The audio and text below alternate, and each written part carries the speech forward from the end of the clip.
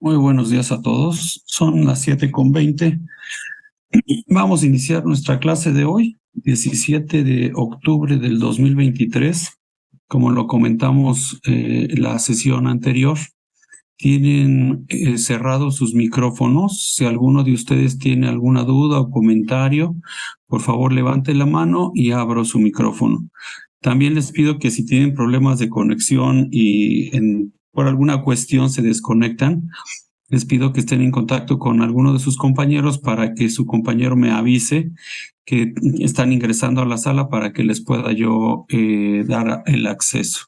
Solamente van a poder tener acceso los que ingresaron a esta sala antes de las 7:20. Entonces voy a dejar de compartir esta pantalla y vamos con los apuntes que ya tengo preparados. Permítanme un momento, vamos con lo que estábamos viendo en la clase pasada. Muy bien, allá deben de estar viendo mi pantalla. Voy para mi apuntador. Esto fue lo que ya estábamos viendo desde antes que tomaran las instalaciones de la facultad. Corresponde a los análisis de los estados límite de falla, pero correspondiente a las cimentaciones superficiales. Y habíamos ya analizado la capacidad de carga de las cimentaciones superficiales, tanto en estados límite, en términos de esfuerzos totales, como en términos de esfuerzos efectivos. Siendo esta que están viendo aquí ustedes, el análisis en términos de esfuerzos totales. Y lo que retomamos la clase pasada es ver cómo influye el NAF en la capacidad de carga para este tipo de cimentaciones. Entonces, lo que les había comentado es que este es el parámetro que hay que modificar, que es el peso volumétrico del suelo, que se localiza por debajo del nivel de desplante. Porque el peso volumétrico que está relacionado con la profundidad de desplante es este, que se llama sobrecarga, y que está actuando a los lados de la cimentación, tanto en términos de esfuerzos efectivos como en términos de esfuerzos totales. Sin embargo, en términos de esfuerzos totales, déjenme ver si tengo aquí la ecuación. Aquí está, en términos de esfuerzos totales, esta es la ecuación, solamente tenemos en la sobrecarga, nuevamente en términos de esfuerzos totales, pero en la capacidad de carga en términos de esfuerzos efectivos, esta sobrecarga está en términos de esfuerzos totales y efectivos. Y así es como hay que meterla. No hay que quitar este esfuerzo o sobrecarga efectiva. En caso de que no haya NAF aquí, no hay que hacer este igual a este. El esfuerzo efectivo se queda como esfuerzo efectivo. Entonces hay que restar el peso volumétrico del suelo al peso volumétrico. Hay que restarle al peso volumétrico del suelo el peso volumétrico del agua. ¿Sí? Pero para el caso donde encontremos nivel de aguas freáticas por debajo del nivel de desplante, entonces esta gama sí hay que modificarlo, y eso está en función de dos casos, siempre y cuando el caso 1 se cumpla. Si la profundidad Z que se está midiendo a partir del nivel de desplante hasta la posición del nivel de aguas freáticas es menor a la ecuación 1, que es esta ecuación que está aquí, hay que afectar este peso volumétrico, este gamma. El caso 2 es esta profundidad Z es mayor a la ecuación 1, entonces el gamma no se ve afectado. Y la razón está de que la profundidad del nivel de aguas freáticas, que está medido a partir del nivel de desplante hasta esta profundidad, pues está fuera de la superficie de falla, como pueden ver ustedes. Y en el caso 1, esta profundidad es pequeña y entonces está dentro de la superficie de falla. Y entonces hay que hacer la modificación del peso volumétrico de acuerdo a la ecuación que está aquí. Entonces, eso lo hicimos la clase pasada y nomás estoy haciendo el repaso. ¿Qué vamos a ver hoy? Vamos a ver para suelos estratificados. ¿Sí? Estábamos comentando que en el caso de cimentaciones sobre un estrato de suelo uniforme de espesor H bajo el nivel de desplante y que a su vez esté apoyado sobre un estrato blando, se seguirá el criterio siguiente. ¿Eso qué quiere decir? Nosotros tenemos este suelo que viene desde el nivel de terreno natural.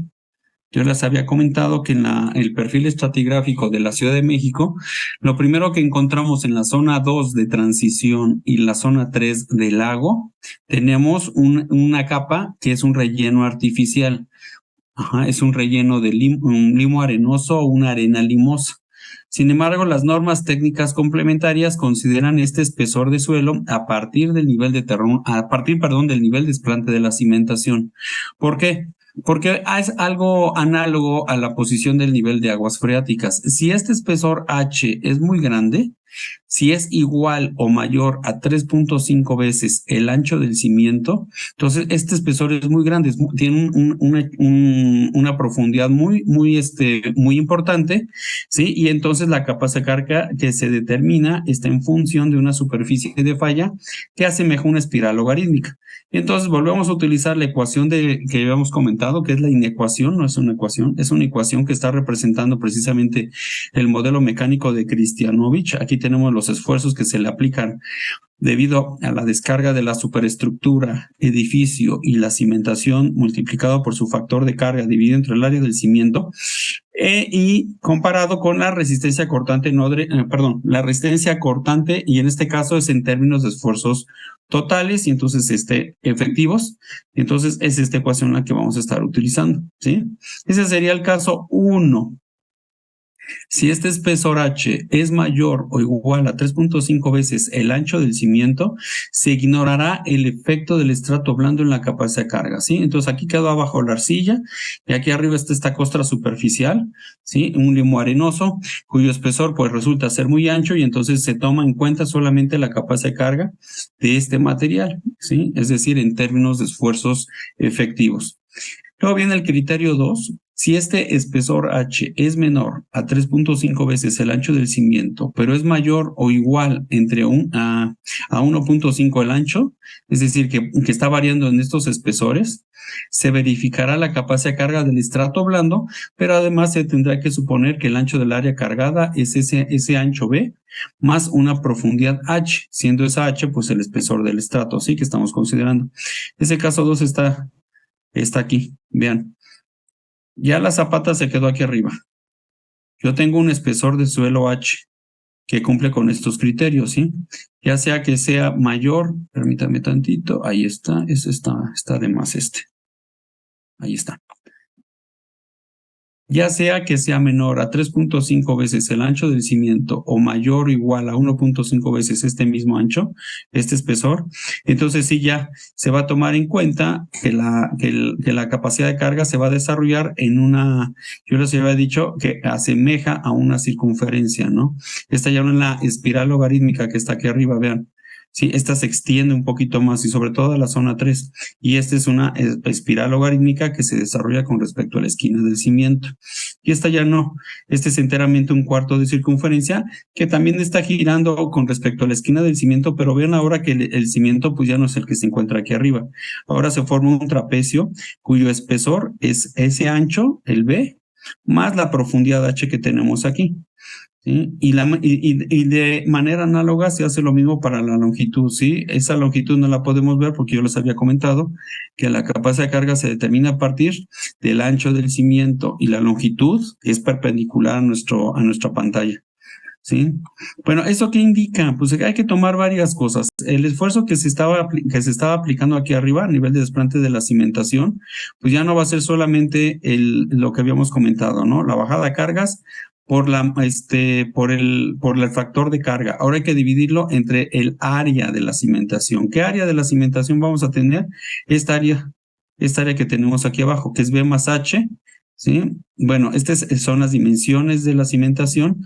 B más H que multiplica a L más H, ¿sí? Porque ahora tenemos esa área que está aquí aplicándose. Ajá, ese esfuerzo o esa carga se está aplicando ahora en esta área. Déjenme lo vuelvo a poner así para que no nos esté estorbando. Esta es las nuevas dimensiones, ¿sí? Del nivel de desplante de mi cimentación. Ruiz Herrera, claro que sí, Pérez Manuel. Ruiz Herrera. Pero así, Sebastián, claro que sí. Déjame ver si ya está en sala de espera, pero que ingrese a la sala de espera. Déjame abrir la sala de espera. Ya está abierta la sala de espera, puede ingresar. No ha ingresado. Aquí lo esperamos, ¿sí? Bueno, entonces, esta es la nueva dimensión que hay que considerar, ¿no? Ruiz Herrera, aquí está, ya ingresó. Ok.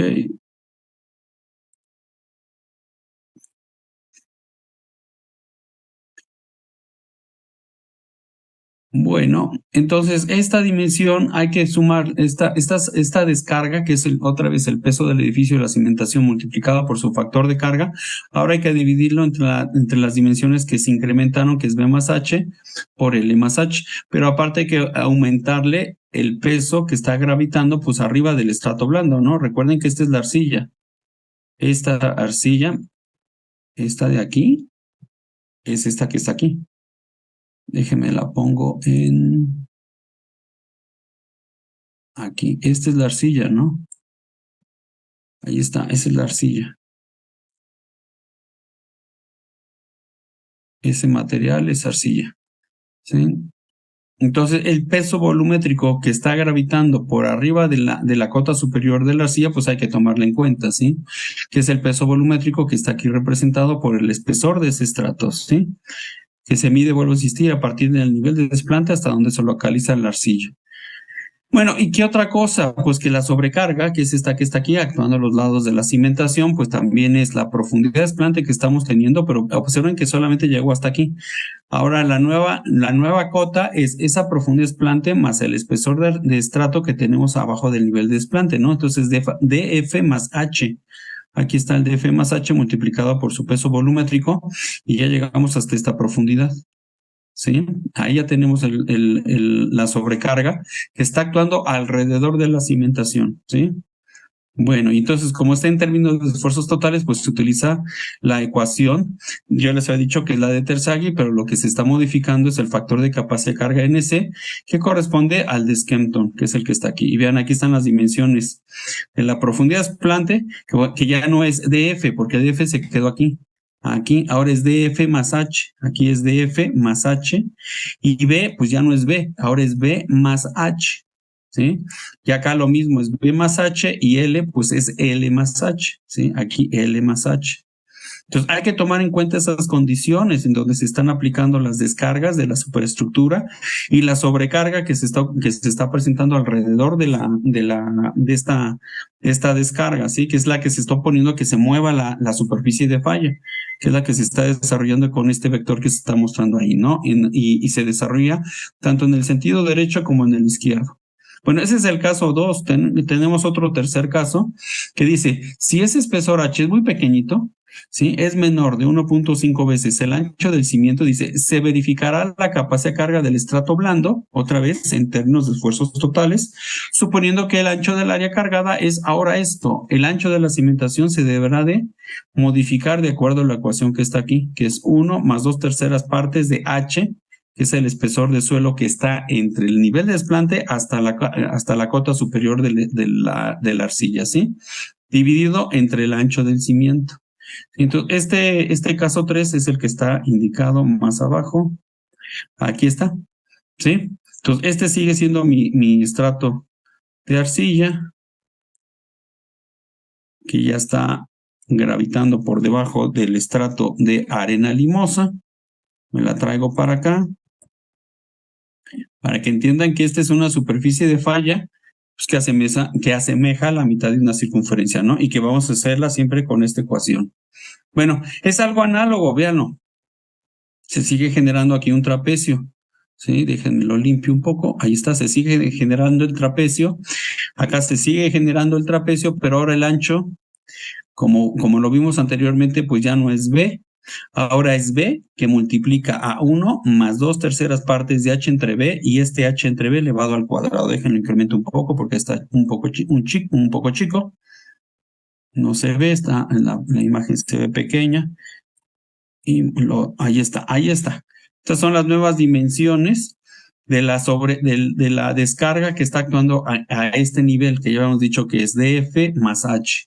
DF, que es a nivel de terreno natural, hasta el nivel de desplante de la cimentación, y luego le sumamos el H, ¿sí? Multiplicado por el peso volumétrico del suelo, y es la sobrecarga que hay que considerar a nivel de desplante de la cimentación, que actúa aquí en el PB, en esta sobrecarga. Aquí ya no es nada más gamma por DF, ahora es gamma por DF más H.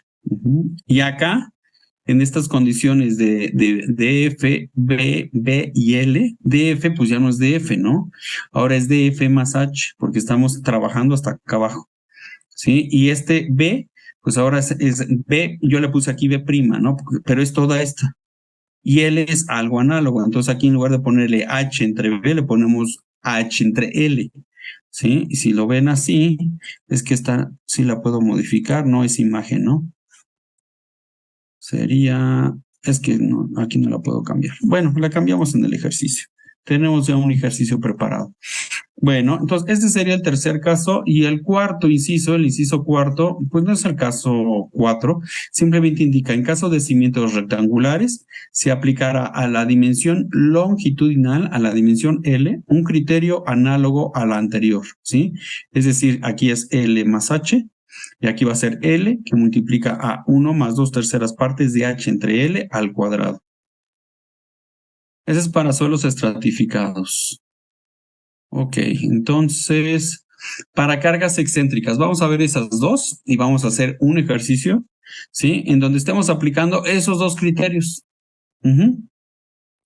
Bueno, ahora vamos a ver qué quiere decir estas cargas excéntricas, que por cierto, aquellos que llevan conmigo dinámica de suelos, esto lo vamos a retomar, pero desde el punto de vista de cargas que se generan por un momento de volteo. Eso lo vimos la última clase que llevamos de dinámica de suelos de manera presencial en la facultad. ¿Sí? Un momento de volteo que se genera por un coeficiente sísmico, ¿sí? Que se multiplica o que esté en función de la altura del edificio, ¿no? Lo que hace que entonces las cargas pues ya no sean concéntricas, ya no caigan en el centro geométrico, sino caigan fuera del centro geométrico y entonces hace que tengamos excentricidades. ¿Sí? El tipo de cargas que vamos a ver aquí en cimentaciones pues son cargas cargas estáticas, ¿sí? Sin considerar el efecto dinámico. Pero bueno, el análisis es algo análogo, ¿sí? Es muy semejante. ¿Por qué? Porque es un método analítico. La cuestión en dinámica de suelos es que ver cuál es el coeficiente que debemos de aplicarle para el tipo de cimentación que estamos diseñando, ¿sí? Y eso pues va a depender también de las condiciones de la zonificación geotécnica en donde estemos trabajando, ¿no? Hay zonas que, aunque estemos dentro de la Ciudad de México, son asísmicas, que no tiembla, ¿sí? O que si tiembla, tiembla muy poco, ¿no? ¿Cuáles son? Pues la zona de lomas. La zona de transición sí llega a temblar y ya como lo vieron en 2017, ¿sí? Dependiendo de la ubicación en donde se genere el foco sísmico, el epicentro, ¿sí? Hipocentro es el punto que se presenta en la superficie, ¿sí? Ese es hipocentro y el epicentro es el foco en que se está desarrollando dentro de la masa de suelo. Bueno, dependiendo de qué tan cercano o lejano se desarrolle esa fuente sísmica, afecta a la zona del lago o afecta a la zona de transición. La zona de lomas, pues sí temblará tantito, pero apenas si nos levantamos de la cama ya dejó de temblar. Mientras que en la zona del lago nos da tiempo de ponernos las sandalias, de ponernos la bata, salir caminando, no corriendo, bueno, de manera apresurada, pero sin correr, del edificio donde estamos viviendo y todavía se sigue moviendo el suelo, ¿no? Bueno, en cuanto a las cargas excéntricas, que viene también en las normas técnicas complementarias en el inciso C, dice, en el caso de combinaciones de cargas, en particular las que incluyen solicitaciones sísmicas, que den lugar a fuerzas resultantes excéntricas, actuando a una distancia E del eje longitudinal del cimiento, vean que habla del eje longitudinal.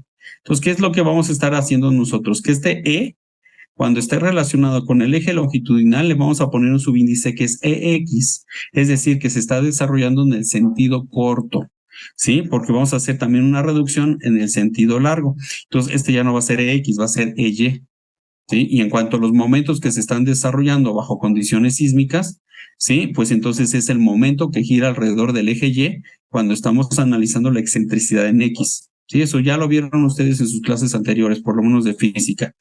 Y cuando estemos calculando la dimensión reducida de la longitud de mi cimentación, entonces es el momento que está desarrollándose alrededor del eje X que me da una excentricidad en Y. ¿Sí? Bueno, dice, actuando a una distancia E del eje longitudinal del cimiento, el ancho efectivo del mismo deberá considerarse igual a esta ecuación. Entonces, este es el ancho real de la cimentación que se ve afectado por esta resta, ¿no? Menos 2 veces la excentricidad en X, y eso me da un ancho reducido. Bueno, y se aplica lo mismo para la longitud, ¿sí? con lo que acabo de indicar y que nos indica las normas técnicas complementarias aquí abajo. Dice, un criterio análogo se aplicará en la dirección longitudinal del cimiento, dirección longitudinal del cimiento, ¿sí? Para tomar en cuenta la excentricidad respectiva. Dice, y aquí es un tercer caso, ¿sí? Cuando se presente doble excentricidad alrededor de los ejes X y Y, se tomarán las dimensiones reducidas en forma simultánea y el área efectiva del cimiento será A', ¿no? Y entonces ahí miren que se está afectando tanto al primer término de la desigualdad como al segundo término de la desigualdad. Vean, aquí está la prima, ¿sí? Y B' y L', estos, ¿dónde se toman en cuenta? Otra vez en las propiedades, en los factores de capacidad de carga. Aquí, B y L'. Y al igual que en los factores de capacidad de carga para cimentaciones, en términos de esfuerzos efectivos, ¿sí? Este es en términos de esfuerzos efectivos. Y los factores de capacidad de carga, bien, aquí están. Este es para cuando tengo una cimentación rectangular y aquí se afectan B' y L'. Para tener el NQ y luego que haya calculado para una cimentación corrida, lo afecto para la cimentación rectangular, pero tomando en cuenta las dimensiones reducidas del cimiento. Y el N gamma en función del NQ con la ecuación que está aquí arriba, que ya lo habíamos comentado, estando en clase de manera presencial, meto aquí este valor y ya después el N gamma evaluado lo afecto por el correspondiente para cimientos rectangulares. Y ahí vean aquí, vuelve a estar B y L. ¿Sí? Las dimensiones reducidas son las que tienen que afectar esta ecuación. Bueno, pero no están viendo mi pantalla. Déjenme entonces presentar el fondo de mi pantalla, porque eso no lo vieron. Y nadie me dice nada. Están dormidos. A ver, ahora sí deben de estar viendo. Esta es a la que me refería, ¿sí? Este es el factor de capacidad de carga para la ecuación en términos de esfuerzos efectivos. Entonces aquí está el NQ y el N gamma. Y el NQ es esta ecuación que viene aquí, afectada por esta para cuando son cimientos rectangulares. Entonces, lo que dije es que las dimensiones reducidas se afectan aquí, ¿sí? Y este es lo mismo, el N gamma, ¿sí? Este es el NQ, y el N gamma se calcula con el NQ a partir de la ecuación que está aquí, la 335, y luego lo afecto para el factor para cimientos rectangulares, que es este valor que está aquí, y B entre L es de acuerdo a las dimensiones que se están tomando en cuenta aquí, que me está diciendo las normas técnicas complementarias, ¿sí? Luego comenta algo más. Este es el último punto para cargas excéntricas o inclinadas, ¿no? Porque cuando son cargas excéntricas y sobre todo las inclinadas, lo que tratan de hacer a la zapata es que la tratan de deslizar. ¿Cómo es eso de que la tratan de deslizar? Vamos aquí con el diseño, insert. Yo tengo aquí mi zapata. Vamos a ponerla aquí. Ahí está mi zapata. Ahí está. Y viene acá una carga inclinada, ¿no? Que obliga, que está haciendo, bueno, esta está excéntrica, no cae en el centro, precisamente en el centro geométrico. Nos la traemos para adelante, front, y la ponemos de color rojo. Ahí está, pero vamos a incrementarle un poco el ancho. Aquí, no, acá no, arriba. Ahí está. Sí, ahí está la carga inclinada. Y miren, lo que dice las normas técnicas complementarias, para tomar en cuenta en su caso, en el caso de que existan cargas inclinadas, la fuerza cortante al nivel de la cimentación, ¿cuál es la fuerza cortante al nivel de la cimentación? Es la que se está desarrollando aquí. Ese es el esfuerzo cortante. Ese sí lo vamos a poner en color rojo. Y lo vamos a incrementar más. Esa es la fuerza cortante. Y vamos a juntar todo. Lo vamos a agrupar. Group. Ahí está. Me lo voy a traer para acá. Ahí me estaba estorbando. Dice, para tomar en cuenta, en su caso, la fuerza cortante, es esta la fuerza cortante que actúa. La fuerza cortante que actúa al nivel de la cimentación, se multiplicarán los coeficientes NQ y NC de las ecuaciones 334 y 335, es decir, estas que están aquí. 33 más arriba 334 y 335, NC y NQ, ¿sí? Por 1 menos la tangente de delta. Y vean que ahí hay una delta, ¿sí? Entonces se preguntarán, ¿qué es delta? Dice, donde delta es la inclinación de la resultante, esta es la inclinación de esta resultante, es la inclinación de la resultante de las acciones respecto a la vertical. ¿De cuáles acciones? Pues estas que están aquí. Estas son las acciones, se le llaman acciones mecánicas. Recuerden que pueden ser debidas a cargas verticales o a momentos de volteo, pero cuando yo tengo un momento de volteo y una carga vertical, también me generan cargas inclinadas, ¿sí? Por eso le llaman, es una resultante de las acciones respecto a la vertical. Entonces, o tengo cargas horizontales, ¿sí? Cuando viene el sismo. Entonces, nos estamos refiriendo precisamente, ahí se ve bien, sí. Ahora, esta distancia que hay de aquí, acá, ahí, aquí, y le vamos a poner un color diferente, un color amarillo, no, ahí se pierde. Naranja, amarillo, se pierde. Un verde, ahí está. Y también le vamos a incrementar el ancho. Ahí está. Este es delta. Este valor de aquí es delta. Insert symbol. Déjame ver si aquí lo tengo el delta. More symbols. Déjenme ver dónde está el delta.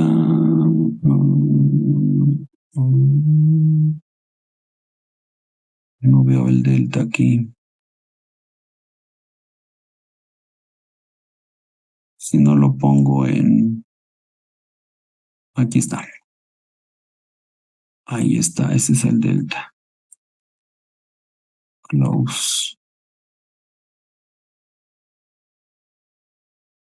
Este es el valor delta, ¿sí?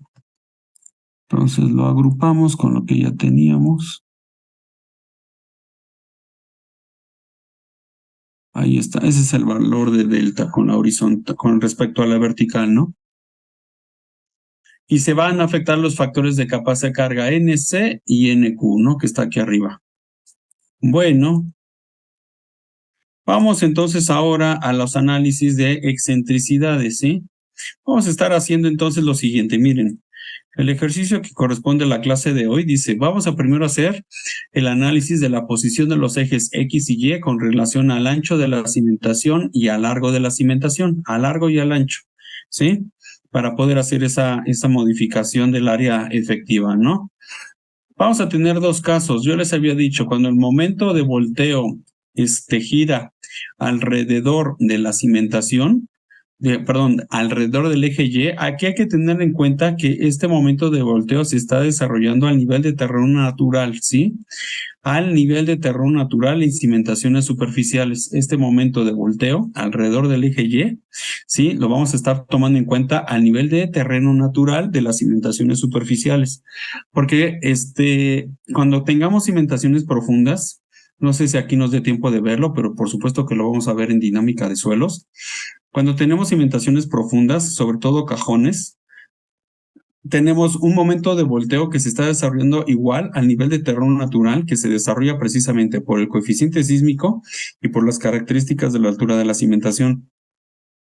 Pero tenemos otro momento que se opone a ese momento de volteo, que es el momento resistente, que está actuando precisamente al nivel de la base del cajón de cimentación. Entonces lo que hay que evaluar es un momento neto. ¿Sí? El momento que se genera a nivel de terreno natural son las acciones mecánicas y el momento que se desarrolla a nivel desplante de la cimentación es el momento resistente. Entonces, ese momento resistente pues está actuando de acuerdo a la profundidad del cajón, ¿sí? Es decir, de la profundidad de los muros que yo tengo, ¿sí? Que están siendo, que se están apoyando en la masa de suelo. Entonces, ahí yo tengo un empuje pasivo. Entonces, ese empuje pasivo tiene un brazo de palanca. El diagrama que se desarrolla genera un brazo de palanca. Entonces, ese brazo de palanca con respecto al brazo de palanca del momento de volteo que está actuando al nivel de terreno natural, ¿sí? Hay que tomarlos en cuenta para entonces obtener un momento neto. Y ese momento neto es el que hay que evaluar para calcular precisamente el comportamiento de la cimentación y hacer la reducción de las dimensiones de la cimentación con respecto a ese momento neto. Ya no es con respecto al momento de volteo que se aplica directamente a nivel de terreno natural por las características de la superestructura, ¿sí? Bueno, habiendo hecho esa aclaración, ese momento de volteo, momento que se está desarrollando alrededor del eje Y, ¿sí? Es el que yo divido con respecto a la acción mecánica vertical multiplicado por su factor de carga, ¿sí? Entonces, esta ecuación lo que me va a dar la excentricidad, precisamente lo que dicen las normas técnicas complementarias, que está actuando en el sentido corto de la cimentación, ¿sí? Es una distancia que es perpendicular al eje largo, ¿sí? Ahorita vamos a ver un diagrama. Entonces, vean, aquí yo tengo el momento, toneladas por metro, la carga que yo estoy aplicando, se van las toneladas y me quedan metros. Entonces, la excentricidad es una distancia que se mide desde el centroide de la cimentación, desde el centro geométrico de la cimentación hasta el punto de la carga aplicada debido a las acciones mecánicas que se están desarrollando. De manera análoga, si yo tengo un momento que gira alrededor del eje X, entonces ese momento en X dividida entre la acción mecánica vertical multiplicada por su factor de carga me dan la excentricidad en el eje Y. ¿Sí? La distancia que se mide del centro del centro geométrico de la cimentación al punto en donde se están aplicando las acciones mecánicas. Para afectar entonces la inecuación que está ahí en las normas técnicas complementarias. Entonces vean, esta sigue siendo la misma que yo tengo aquí, ¿no? Pero tengo el área reducida debido a la excentricidad que se está tomando en cuenta. Déjenme ver si esas excentricidades por su factor de carga. Sí, está bien. Y acá en el segundo miembro tengo la capacidad de carga, ¿no? Que puede ser en términos de esfuerzos totales o efectivos, ya con los casos que ya hemos visto, ¿sí? Bueno, ahora lo que acabo de explicar está aquí, en los diagramas que ustedes pueden ver en su pantalla. Este es el caso 1, ¿no? Cuando el momento está girando alrededor del eje Y, vean aquí está el eje Y, que está en función de la longitud del cimiento, y el eje X está en función del ancho del cimiento. Entonces, cuando el momento de volteo está actuando alrededor del eje Y, entonces se desarrolla esta excentricidad que les acabo de comentar. El momento entre la carga axial, que aquí sería un punto que se ve ahí en color rojo, que es perpendicular a su pantalla, me da esta excentricidad que es la distancia en donde está trabajando. Ahora es el nuevo centro, que es este de acá. Este es mi centro geométrico de la cimentación. Para el caso que estoy teniendo aquí de una cimentación rectangular, pues aquí nada más dibujo los vectores, no son vectores, las diagonales de la zapata rectangular y me da el centro geométrico. Y ya la distancia que hay de este centro geométrico al punto que me desarrolla la excentricidad en el eje X, me da el centro de cargas. Entonces, ya teniendo ese centro de cargas, este es el área reducida que me está simulando precisamente la ecuación B', ¿no? Que me dice que es B, que es el ancho del cimiento real, menos 2 veces la excentricidad X. Entonces, este es el área que hay que tomar en cuenta. Si ven, nada más se desarrolló la reducción en el sentido X. En el caso 2 tenemos algo semejante. Yo tengo, déjenme ver, no me falta nada. En el caso 2 yo tengo algo semejante. Yo tengo el momento de volteo que está generándose alrededor del eje Y, perdón, del eje X, alrededor del eje X, y entonces me va a dar ahora una excentricidad con respecto al eje Y. ¿Sí? Recuerden que esta es el momento en X dividido entre la carga axial que se está desarrollando en este punto, en el centro geométrico de mi cimentación. ¿Sí? Entonces, esta distancia me da precisamente el centro de cargas, Entonces, de manera análoga, la dimensión reducida de esta longitud, ahí le falta una flecha, vamos a ponérsela. Ahí está. La distancia L reducida está en función de esta longitud total menos 2 veces la excentricidad en el eje Y. ¿Sí? Entonces, ya si junto estas dos imágenes, estas dos figuras que yo tengo aquí, ¿sí? Aquí, esta me la llevo para acá. Ajá. Oh, que la canción. Muévete. Ahí está. El área reducida que me queda es esta, cuando están actuando las dos dimensiones, ¿sí?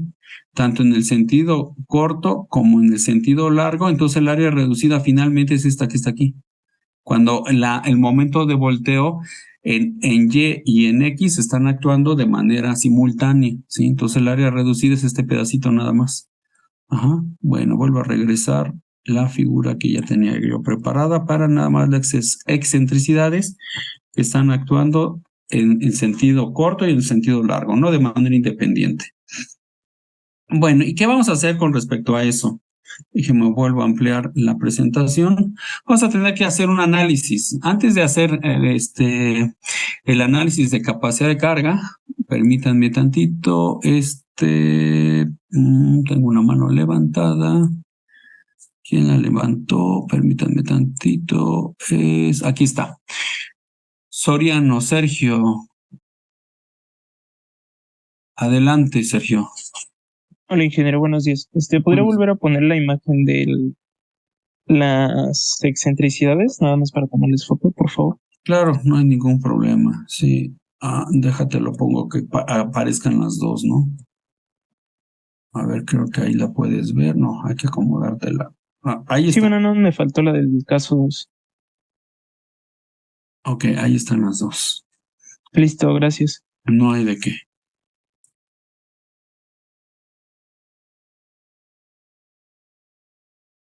Ok, entonces nos vamos para acá. Entonces, bueno, yo les estaba comentando que antes de hacer los análisis de capacidad de carga, pues hay que analizar si esas excentricidades, me van a generar tensiones debajo del cimiento. ¿Eso qué quiere decir eso de tensiones? Pues que recuerden, las cargas excéntricas generan momentos bueno, son generadas por momentos de volteo.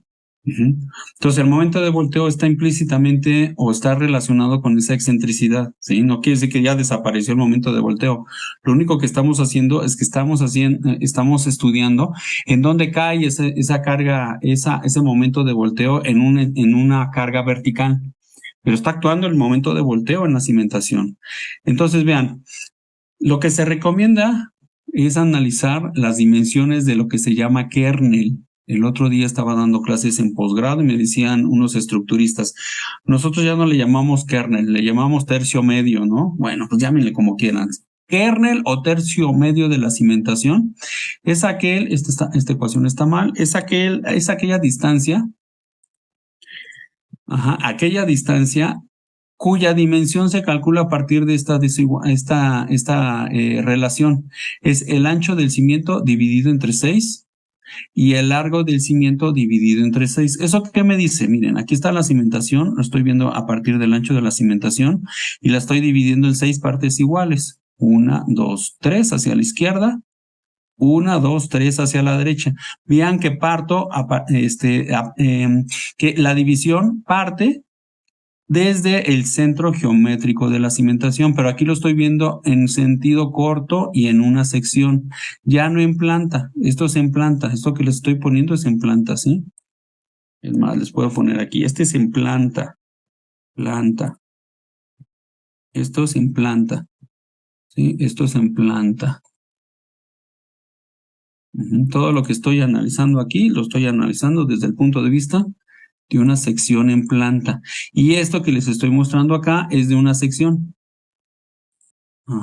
Bueno, no es una sección en planta, es una planta y esta es una sección. Sección. ¿Qué sección estoy analizando? Estoy analizando la sección en el eje corto, en el eje X. ¿Sí? Entonces, este es el centro geométrico de la cimentación. Vuelvo a dividir la cimentación B en 6 partes iguales. 1, 2, 3 hacia el lado izquierdo, a partir del centro geométrico, ahora hacia la derecha, 1, 2, 3. Y entonces, ¿qué es lo que me voy a quedar? Me voy a quedar con esto que está aquí en medio. Ese es el tercio medio. ¿Sí? ¿Y eso qué quiere decir? Que si yo tengo una excentricidad en el eje X que quede dentro del tercio medio, yo no voy a tener cargas negativas, esfuerzos negativos en mi cimentación. Todos son positivos. A este esfuerzo que se está desarrollando en la esquina izquierda de mi cimentación le voy a llamar Q mínima. Es un esfuerzo mínimo que se desarrolla aquí de acuerdo a la posición que yo tenga de la excentricidad, que evidentemente de la posición del momento de volteo que se esté desarrollando, ¿sí? Déjenme lo muevo todo, porque estas acciones mecánicas pues están actuando aquí al nivel de desplante de la cimentación. No, ¿cuál nivel de desplante? Al nivel de la cimentación, es que no lo moví junto con esta y esta. Ahí está, vamos a agruparlo. Ahí está, estas están actuando aquí. Ahí está. Y esta excentricidad está actuando ahí. ¿Sí? Entonces, vean, el momento de volteo está generándose alrededor del eje Y, que es un punto que está indicándose con mi cursor rojo, que es perpendicular a su pantalla. Ese es el eje Y. El eje X es este que se está indicando. El momento de volteo alrededor del eje Y me da esta excentricidad en el eje corto, que es en el eje X. Y si cae, vuelvo a insistir, dentro de este kernel, este tercio medio, entonces no voy a tener cargas o esfuerzos negativos. Ajá. Esfuerzos negativos. ¿Sí? Entonces, eso se ve aquí. Si la excentricidad en X es menor a B entre 6, no hay tensiones debajo del cimiento. Y de manera análoga hago el mismo análisis en el sentido largo. Ahora, como lo expliqué anteriormente, tengo la excentricidad en Y. La comparo con la división de la longitud del cimiento entre 6, y si esta desigualdad se cumple, que la excentricidad en Y caiga dentro del tercio medio de la cimentación, tampoco habrá tensiones en el cimiento. ¿Sí? Entonces, en el sentido largo, bueno, las ecuaciones de Q mínimo y Q máximo, ¿cuáles son? Se sacan de la ecuación de la escuadría. Esta es la ecuación de la escuadría, ¿sí? Solo que ya está reducida para analizar precisamente el esfuerzo que está actuando en la esquina del cimiento, el Q mínimo, y el otro esfuerzo que está actuando en la otra esquina del cimiento, el Q máximo. Y vean que es la misma ecuación, solo que con signo contrario, ¿no?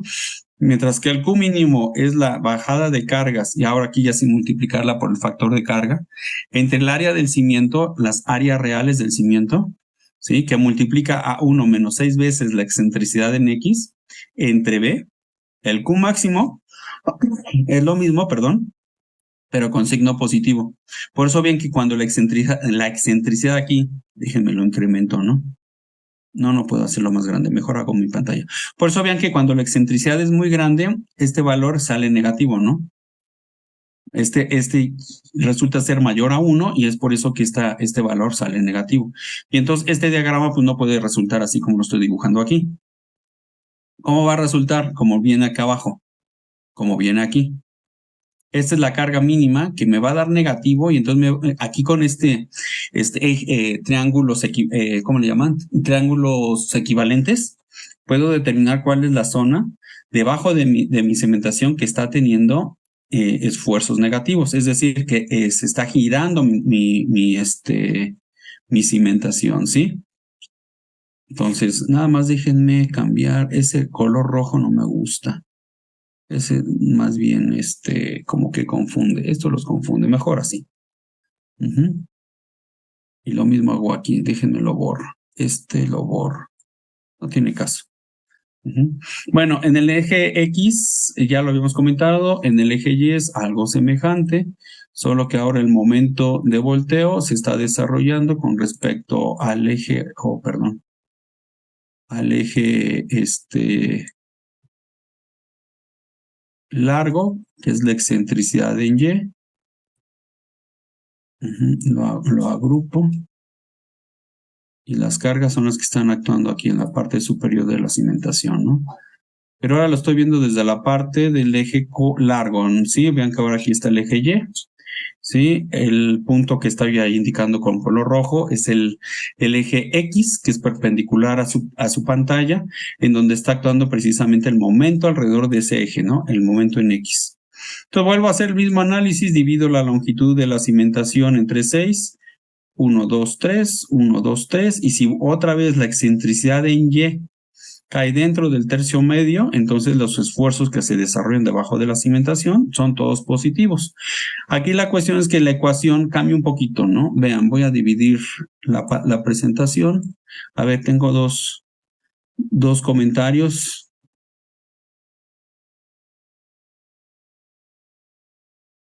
Perdón, no los había visto. Juan Agustín pregunta, doctor, ¿el momento de volteo se calcula con la bajada de cargas o con el peso de la superestructura? Es lo mismo, Juan Agustín. La bajada de cargas es el peso de la superestructura. Ajá,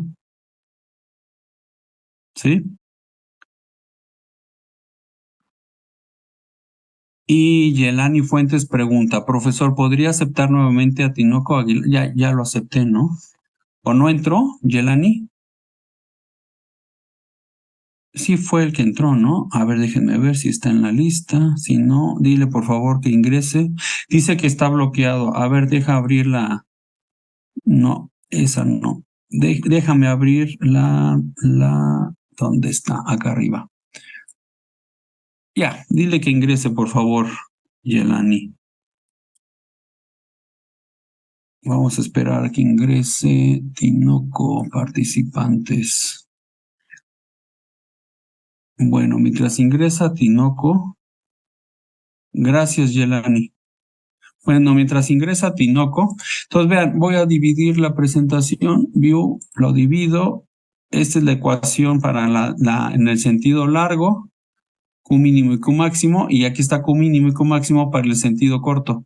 ¿Qué es lo que se modifica? Lo que se modifica es lo que se encuentra dentro del paréntesis rectangular. En el sentido corto, vean, aquí está la excentricidad que se desarrolla en el sentido corto, y B es la dimensión más corta de la cimentación. Y en el sentido largo es algo semejante. Tengo yo aquí, déjenme bajar esto, tengo yo aquí la excentricidad en el sentido largo, Y, y en lugar de compararlo con respecto al sentido largo, corto, lo tengo con respecto al sentido largo, ¿no? Entonces, esto es para la longitud de la cimentación y este es para el ancho de la cimentación. Estas dos ecuaciones, 1 y 2. Y para que no nos confundamos, le vamos a poner aquí 3 y 4 mejor. 3 y 4. Entonces, estas son para el sentido corto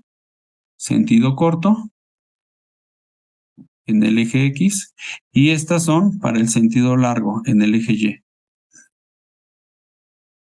No ingresa Tinoco, Yelani.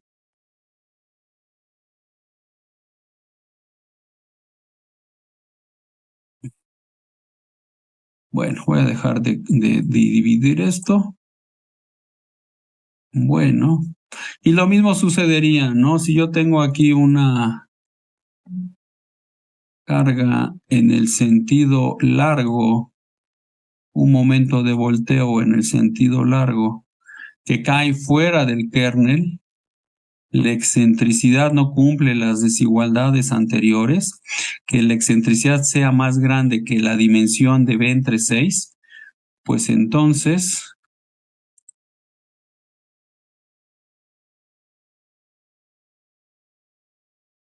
vamos a separarlo, esto lo vamos a bajar porque ahí ya se cortó. Esta es la sección nuevamente. Sección en sección. En el sentido corto ya se los había mostrado. Aquí vamos a tener negativos, ¿no? Y esto es lo mismo, ¿no? Entonces, la pregunta sería, ¿cuál es la dimensión necesaria para que yo no tenga tensiones debajo del cimiento? Hay que evaluar estas ecuaciones, ¿no? Si ya sé que la desigualdad de la excentricidad es mayor a B entre 6 y esa me da tensiones, pues yo necesito incrementar el ancho del cimiento de acuerdo a esa excentricidad, ¿no? 6 veces la excentricidad, vean que aquí está dividiendo, pasa multiplicando, pero ahí tendría yo un Q mínimo 0, ¿no? Si conservo nada más que el ancho del cimiento es igual a 6 veces la excentricidad en X. Tengo que incrementarle un 10%. Y ya con eso garantizo que ya no va a haber tensiones debajo de la cimentación, ¿sí? Aquí evidentemente pues necesito espacio dentro del predio, ¿sí? Para poder ubicar una cimentación pues más ancha, ¿verdad?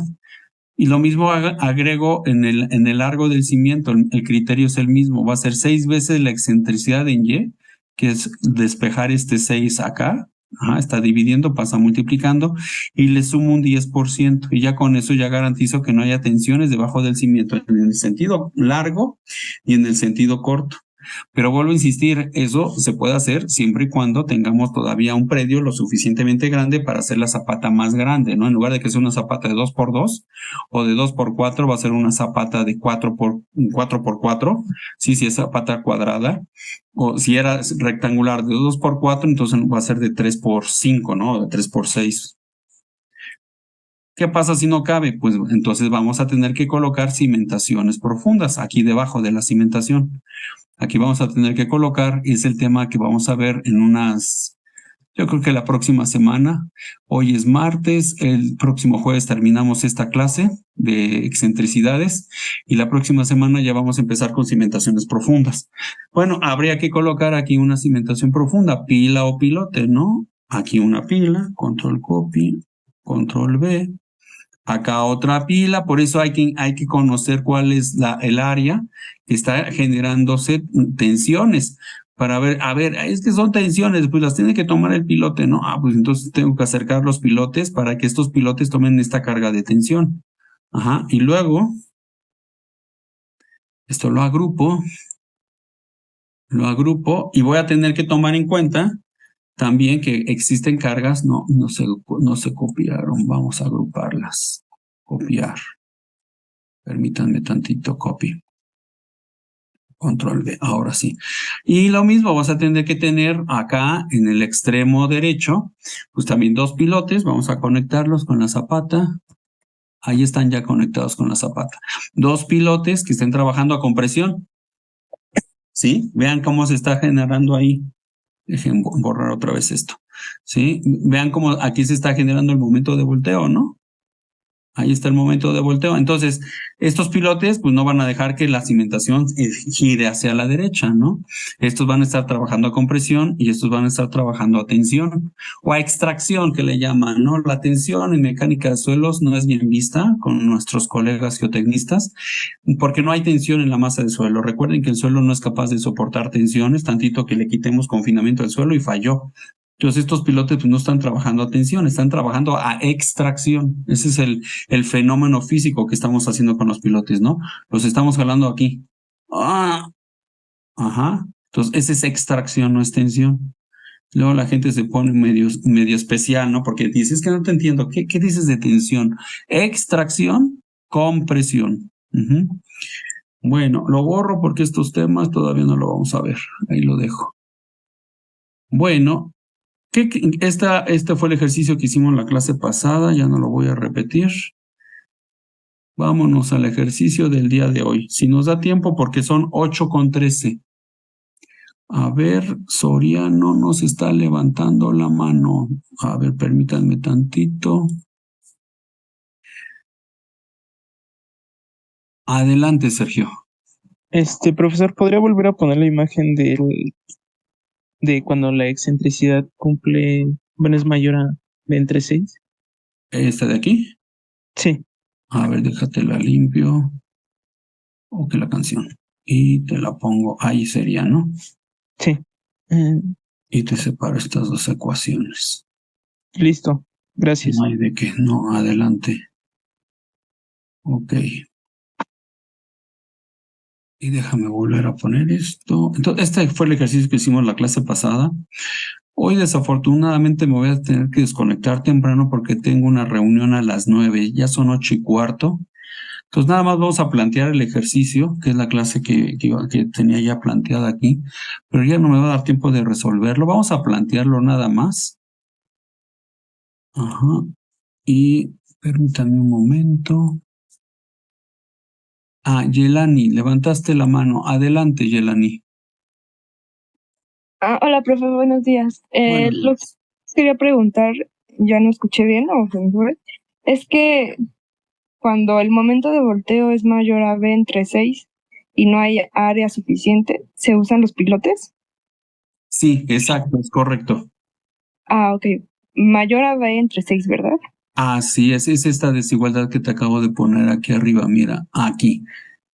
Ok. La excentricidad, déjame ver, no, está aquí. Es que aquí te lo puse para que cumpliera, ¿no? Cuando esta excentricidad es mayor a B entre 6, hay tensiones debajo del cimiento. Entonces, si quieres, te lo pongo aquí abajo, ¿no? Sí. Acá. Esto, déjate lo copio y lo pongo acá, porque ahí son los dos casos de compresión.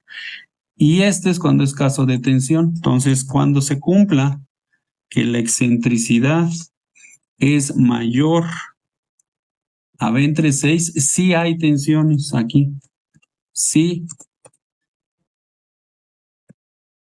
hay tensión debajo del cimiento cuando es en el sentido corto. En el sentido largo, vuelve a hacer lo mismo. Sí hay tensiones debajo del cimiento, ¿no? Sí hay tensiones debajo del cimiento, tanto para el sentido corto como para el largo. Ahora, Yelani, tu pregunta es muy interesante porque aquí todo lo estamos viendo nomás en el sentido corto y en el sentido largo, pero acuérdate que las normas me piden que también lo evalúe en ambos sentidos, ¿no? ¿Por qué, Yelani? Eso ahorita yo no lo hago tan evidente porque no estamos en dinámica de suelos, pero en dinámica de suelos pues no sabemos si el sismo va a venir en el sentido corto de la cimentación o en el sentido largo. Ahí estrictamente hablando, Yelani, en sismos sí hay que analizar el momento de volteo generado por sismo que actúe al mismo tiempo. Entonces vamos a tener cimentaciones que tengamos que analizar de manera reducida, pues muy chiquitas, ¿no? Como les acabo de comentar, ¿no? Que no solamente se hace el análisis en el sentido corto o largo, hay que hacerlo en ambos sentidos y entonces, ahí ya jalé un valor que no era, lo jaló para acá. Y entonces, la dimensión del cimiento, pues, ¿qué es lo que te queda? Solamente esta zona, Yelani. Esta zona, te queda una cimentación muy chiquitita. Entonces, por eso, cuando los edificios se analizan bajo condiciones dinámicas, por lo regular siempre se lo colocan pilas o pilotes debajo de la cimentación. Porque ya las áreas reducidas son tan pequeñas, pues que tendremos que hacer una cimentación muy grande, ¿no? Tanto en el sentido largo como en el corto. Entonces, aquí hay que colocar una pila o pilote para que tome estas cargas de extracción y pilas o pilotes que tomen las cargas incrementales por el momento que se desarrolla, ¿no? Aquí en el sentido corto y largo. Ok. Bueno, entonces vamos a... No hay de qué, Yelani. Muchas gracias por tus preguntas. Entonces vamos al ejercicio, lo vamos a plantear hoy, lo que ya lo quería resolver hoy, pero ya no me va a dar tiempo. Lo vemos el 19, ¿no? Aquí le vamos a poner 19 y vamos a plantearlo nada más, ¿sí? Déjenme amplío esto. El ejercicio 2 consiste en lo siguiente. Hay que determinar la capacidad de carga del cimiento superficial que se indica a continuación, ¿sí? Los datos del cimiento es un cimiento rectangular de 2x4. Recuerden que 2 es el ancho de la cimentación, 4 sería el largo, ¿sí? Con la profundidad esplante de 3 metros, DF son 3 metros. En la zona de transición, es decir, estamos en la zona 2. ¿Por qué es importante definir la zona de transición y el tipo de cimentación? En este caso es un cimiento intermedio, porque hay que definir el factor de reducción de resistencia, ¿sí? Vamos aquí en las normas técnicas complementarias nuevamente a insistir estos factores de reducción de resistencia. Están aquí. En el inciso 3.2, factores de carga y de resistencia. Aquí están los de resistencia y son dos, el inciso A y el inciso B. Entonces aquí dice el factor de reducción de resistencia es 0.35 y se afecta para la capacidad de carga ante cualquier combinación de acciones. Vean que aquí está hablando de acciones, lo que estamos ahorita hablando. Son la sumatoria de descargas de la superestructura, ¿sí? Que es lo mismo que el edificio. Bueno, en la base de las zapatas de cualquier tipo, en la zona 1. Zapatas de colindancia desplantadas a menos de 5 metros de profundidad en las zonas 2 y 3. Y por último, de los pilotes y pilas apoyados en un estrato friccionante. Son los que vamos a estar utilizando este factor de reducción de 0.35. Y para 0.65 dice, para los otros casos. ¿Cuáles son los otros casos? Los que no entran aquí. Aquí en este factor de reducción, vamos a ponerle aquí.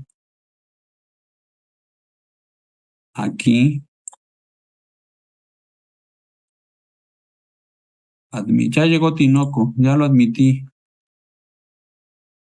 Sí, Yelani.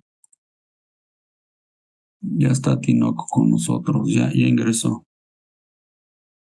Ok, bueno, aquí está en la zona 2. Y este es el que viene para todos los demás casos, ¿no? ¿Cuáles los demás casos? Pues los que no aparezcan en el inciso C, en el A, perdón, en este A. Ujú. Entonces, si nosotros estamos en la zona 2 de transición, la profundidad esplante es de 3 metros, zona de transición, profundidad esplante de 3 metros, y es una cimentación centrada, el factor de seguridad sería 0.35, ¿están de acuerdo? ¿Sí? Zapatas de colindancia, no, pero son de colindancia, desplantadas a menos 5 metros, no, entonces sería 0.65. ¿Sí? Vean, aquí está la zona 2, es de transición, pero solamente se multiplica 0.35 para zapatas de colindancia. Ok, nuestra cimentación no es una zapata de colindancia, es una zapata centrada. Por eso aquí la figura, esta sería una zapata centrada y yo les he dicho que si es de colindancia, por lo regular son zapatas tipo L, ¿no? Entonces nuestra zapata es una zapata central. Entonces el factor de reducción de resistencia es de 0.65. ¿Sí? Entonces vamos a ponerlo aquí, un factor de reducción de 0.65. Vamos a ver si lo hice bien. Sí, aquí está 0.65. Ok. Entonces aquí nada más, en la zona 3 está constituido por el relleno artificial.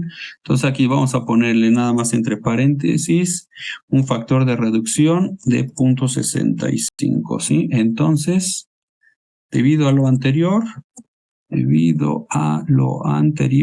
se usará un factor de reducción de 0.65, ¿sí? Y esto lo ponemos así. El perfil estratigráfico. Ahí está. ¿Alguna duda con este? Este es dato, ustedes lo van a tener que calcular, ¿sí? En el examen no es dato, ustedes lo van a tener que definir. 0.35 o 0.65. Bueno, el perfil estratigráfico está constituido por un relleno artificial, que es el que le estoy comentando. Este es mi primer estrato, un relleno artificial, y una formación arcillosa superior menor de 30 metros de espesor. ¿Por qué le puse menor a 30 metros de espesor? Porque esa es la característica de la zona 2. La zona 2 de transición tiene una formación arcillosa menor de 30 metros.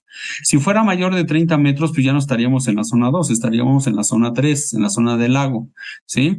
¿Qué otra característica tenemos en la zona 2 de transición? Pues que no hay capa dura y tampoco se presenta un nivel de aguas freáticas superficiales, ¿sí? Es poco probable.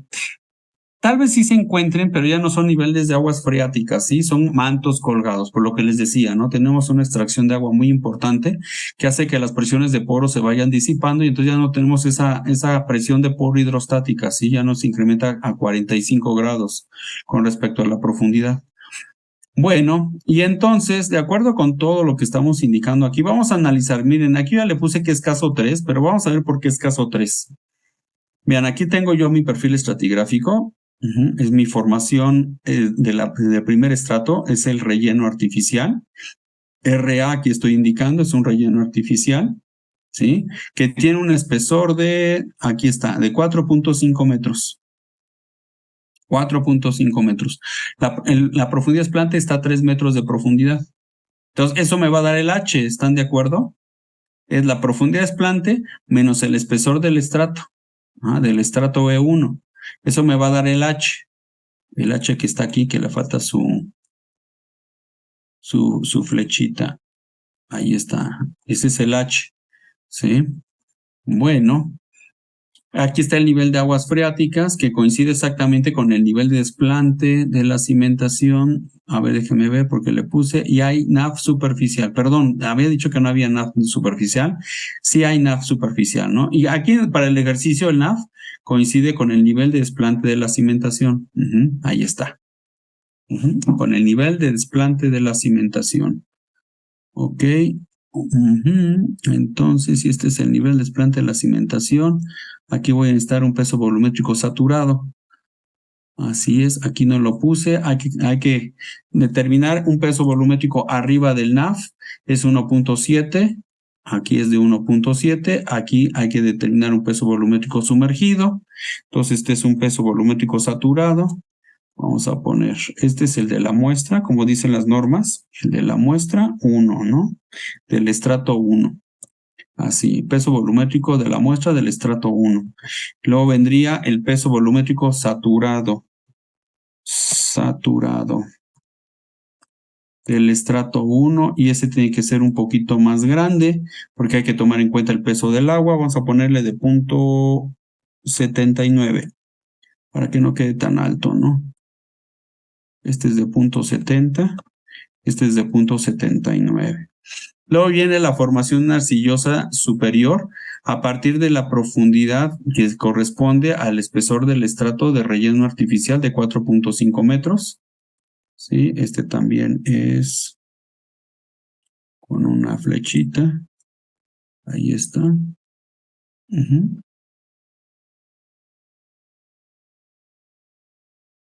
Ahí está la formación arcillosa superior, cuyo espesor ya les había dicho, ¿no? Es menor de 30 metros. Bueno, son 25 metros. ¿Me interesan los 25 metros de la formación arcillosa superior? No, nada más me interesa el desarrollo precisamente de la espiral. No, esta no es espiral. Recuerden que este es un cuarto de circunferencia, ¿no? Que hace que todo esto pues parezca o que se asemeje una circunferencia, ¿no? Bueno, nada más me interesa entonces lo que corresponde a este ancho. ¿Qué ancho es? Es precisamente al B de la cimentación que tengo aquí arriba, que el dato es de 2 metros, pero se va a afectar por la ecuación que está aquí en paréntesis rectangular. Está siendo indicado, permítanme tantito, tengo una pregunta de Diego. Dice, cuando nos dice que NAP está a nivel superficial, ¿quiere decir que está a nivel de desplante? No, Diego, simplemente que está muy cerca del nivel de terreno natural, ¿no?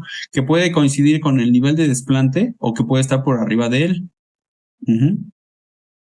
Porque acuérdate que pues las profundidades de desplante de cimentaciones superficiales pues no pueden ser mayores a 2 veces el ancho del cimiento, ¿no? Entonces, en este caso, en este ejercicio, quise que el nivel de aguas freáticas coincida con el nivel de desplante, ¿no? Pero esa es una cuestión de ejercicio, ¿sí? Este nivel de desplante coincide con el NAF. Hubiera podido ser que el nivel del NAF hubiera sido más pequeño que el nivel de desplante, ¿no? Entonces, en lugar de colocarlo aquí, lo hubiera colocado acá de este lado, ¿no? ¿Qué es lo que va a afectar? Lo que les he comentado, Diego, este peso volumétrico. A partir de este nivel de desplante para acá arriba, perdón, a partir de este nivel de aguas freáticas para arriba es un peso volumétrico seco, que es este, y a partir de este nivel de aguas freáticas hasta el nivel donde estamos aplicando la sobrecarga, la sobrecarga, esta de aquí, es un peso volumétrico sumergido. Entonces le tengo que restar al peso volumétrico saturado, al peso volumétrico del agua, ¿no? Para entonces tener aquí un peso volumétrico sumergido. En este caso, el ejercicio aquí es el NAF coincide con el nivel del desplante, ¿no? Bueno, pero estábamos comentando las características de la superficie de falla que se desarrolla en una formación arcillosa superior, pues entonces se tiene que analizar en términos de esfuerzos totales. ¿Por qué? Porque vamos a ver que el espesor H cumple con el caso 3. El espesor de suelo H cumple con el caso 3. Lo vamos a analizar en la próxima clase. Nada más estoy haciendo la presentación de los datos que necesitamos, ¿sí? El peso volumétrico del suelo del estrato 2, es del estrato 2 de la formación arcillosa superior, es de 1.1 toneladas por metro cúbico. Y voy a necesitar la resistencia cortante no drenada, también llamada cohesión aparente, y en este caso es de 1.3 toneladas por metro cuadrado, ¿sí? Bueno, entonces vamos a dejar aquí la clase de hoy y la siguiente vamos a resolverlo. Vamos a empezar a hacer los análisis del espesor del estrato, el desarrollo de los factores de capacidad de carga, en este caso únicamente el del NC, porque está la ecuación o resistencia cortante del suelo para un suelo cohesivo, puramente, bueno, cohesivo en términos de esfuerzos totales, ¿sí? Y aquí viene todo lo que corresponde al ejercicio que vamos a hacer, ¿no? Como pueden ver es un poco largo, ya no me da tiempo de resolverlo. Mejor con calma lo resolvemos la próxima clase. El jueves terminaríamos con este ejercicio, tal vez pudiéramos hacer uno más para cimentaciones superficiales para el próximo martes, que es 24 de octubre, empezar con cimentaciones profundas. Y como pueden ver, pues sería el penúltimo tema, a reserva de empezar a ver una vez que terminemos cimentaciones profundas, unos ejercicios para empuje en muros, ¿no? Que también es un tema muy importante para cimentaciones. Una cimentación pues no está solamente constituida por pilas y pilotes o zapatas y losas, tenemos cajones. Entonces los cajones hay que analizarlos precisamente el empuje que se desarrolla en las paredes de ese cajón. Entonces hay puntos importantes que también se manejan en las normas técnicas complementarias, que son precisamente, vamos aquí al inciso que corresponde a excavaciones, que yo les había dicho que corresponde al inciso 5. Bien, aquí está análisis y diseño de excavaciones. Esto está mal, no debe decir cimentaciones, ahí debe decir excavaciones. Y ahí vienen también los estados límite de falla para excavaciones. Hay que analizar la estabilidad de taludes, falla por supresión en estratos permeables, excavaciones ademadas, excavaciones, estabilidad en excavaciones vecinas, fricción negativa, que lo vamos a ver nosotros para cimentaciones profundas. También hay que tomar en cuenta la fricción negativa en los muros que se desarrollan precisamente para contener los empujes. Sí, la fricción negativa es muy importante que también se tome en cuenta para los muros perimetrales del cajón de cimentación, y hay que también analizar los estados límites de servicio. Esto ya no creo que ya nos dé tiempo de verlo, ¿no? Y el inciso 6 viene ya el diseño del muro de contención, estados límites de falla, restricciones del movimiento del muro, tipos de relleno que hay que colocar en el respaldo del muro, el relleno friccionante, siempre hay que meter una arena bien graduada para que pueda hacer un buen drenaje, para que no se desarrolle presión de poro, empuje hidrostático en las paredes del muro, porque si no, pues no hay muro que aguante, ¿no? Yo tenía un profesor en licenciatura, el ingeniero, ay, se me fue su nombre. Nos decía que todo muro que no tenga un buen diseño de drenaje es un muro que a futuro va a fallar. Compactación del relleno, como hay que tomar en cuenta la compactación y el empuje adicional que se desarrolla por esta compactación. Las bases del muro, la base del muro es la zapata. Si se trata de muros de gravedad o muros en cantilever, pues hay que tomar en cuenta las acciones que se desarrollan en la base del muro, ¿no? Y por lo regular, pues son cargas excéntricas.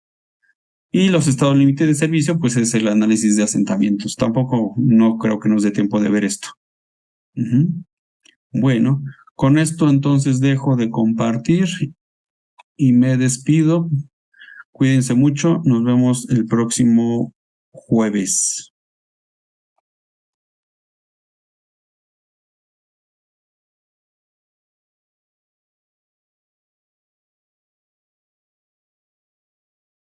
Hasta luego, Denis. Cuídate mucho.